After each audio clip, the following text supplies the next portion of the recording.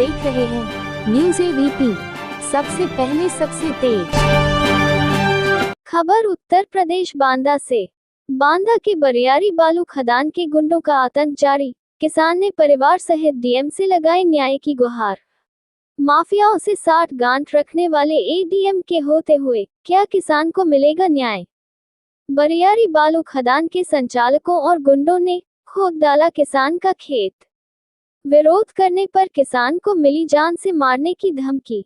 अब खबर विस्तार से। जनपद बांदा की बरियारी बालू खदान एक बार फिर सुर्खियों में है, जहां बालू खदान के दबंग गुंडों ने एक किसान का खेत ही खोद डाला। जब किसान ने विरोध किया और मालिक से बात की तो उसे गाली और जान से मारने की धमकी मिली।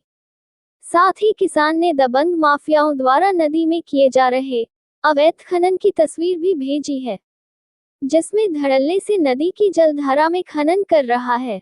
यह कोई पहली घटना नहीं है। ये खदान जब से चालू की गई तब से इस खदान के गुंडों द्वारा कई बार घटनाओं को अंजाम दिया।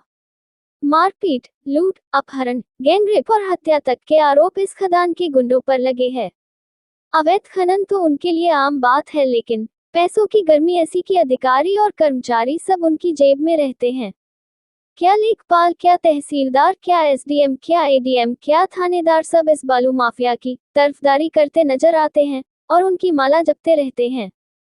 खनिज अधिकारी की बात करें तो उनकी कार्यशैली देखकर लगता है कि वह माफियाओं के हाथों के नदी को लुटवा कर ही मानेंगे। जहां के एडीएम बालू माफियाओं के सामने पत्रकारों को चिरकुट रहते हो, वहां के हालात क्या होंगे यह आप समझ ही सकते हैं।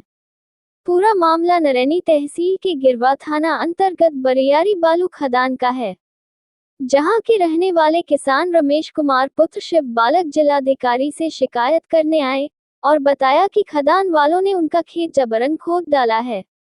जब उसने खंड के मालिक संजीव गुप्ता से बात की तो उसने पीड़ित के साथ गाली गलौज शुरू कर दी और जान से मारने की धमकी दे डाली। इसके बाद पीड़ित ने थाना दिवस में शिकायती पत्र दिया था, लेकिन कोई सुनवाई और कोई कार्रवाई नहीं हुई। इसके बाद थक हार कर किसान जिला अधिकारी के दर पर आया है। अब सवाल यह उठता है कि खनन की जिम्मेदारी बांदा के एडीएम के पास है और यह वही एडीएम है जिनके ऊपर बालू माफियाओं के साथ सांठ गांठ करने के आरोप लग चुके हैं। तो क्या किसान को न्याय मिलेगा और क्या केन नदी की लुट रही असमत बच पाएगी, यह अब देखने वाली बात होगी। उत्तर प्रदेश बांदा से संवाददाता माया तिवारी की रिपोर्ट, न्यूज़ एबीपी से। क्या नाम है आपका? मेरा नाम रमेश कुमार है। रमेश कुमार जी कहाँ से आए? मैं आया हूँ बरियारी, थाना गिरवा, जिला बांदा।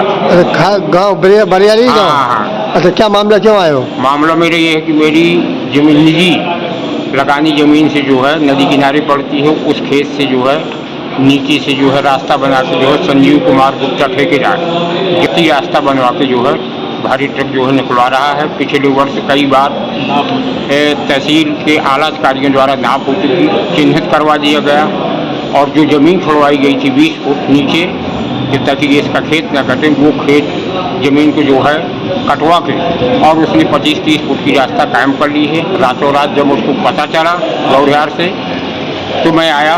गांव वालों ने कहा कि भैया किसी से कोई पूछताछ नहीं है। अन्य जो रास्ताओं वाले खेत पड़ते थे नदी किनारे उनको इसने मैनेजमेंट किया और आपको नहीं किया? मुझको कुछ नहीं दिया, न बताया और मैंने उससे पूछा भी तो मुझको जो है गाली गलौज देकर जो है उसने कह दिया कि इस बार कोई चर्चा मत करना, नहीं तो ठीक नहीं समझ। अच्छा, इस तरह कह रहा है? इस तरह। क्या नाम है उसका? संजीव कुमार गुप्ता। माफिया बालू हाँ, बालू माफिया। तो इसकी शिकायत और कहीं की आप लोगों ने? नहीं की? हाँ, मैंने आज जो है डीएम साहब के यहाँ शनिचर के दिन जो है समझौता दिवस में दिया। वहाँ वो थे थाना प्रभारी महोदय, सीओ थी, वैसा तो उसमें कोई अमल नहीं किया गया। तो आज डीएम साहब के पास आए? आज मैं डीएम साहब के पास आया हूँ। क्या चाहते हो? आश्वासन दिया डीएम साहब ने कि जो है जांच करवाऊंगी। मैंने कहा जी सर, मैं न्याय चाहता हूँ और मेरी ज़मीन खाली करवा दी जाए अथवा उसकी भरपाई की जाए मेरी।